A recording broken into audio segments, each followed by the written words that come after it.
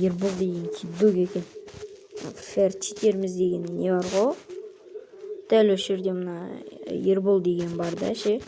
Мені заблокировать етті сат.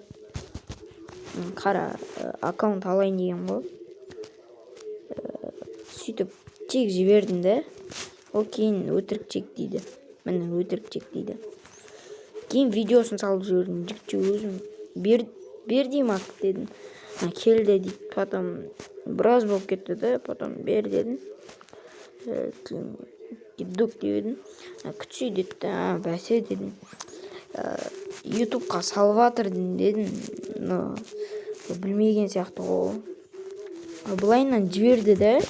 Осыны скопировать етіп салып жатсам, міне қараңдар, осындай болып шығып тұрыпты.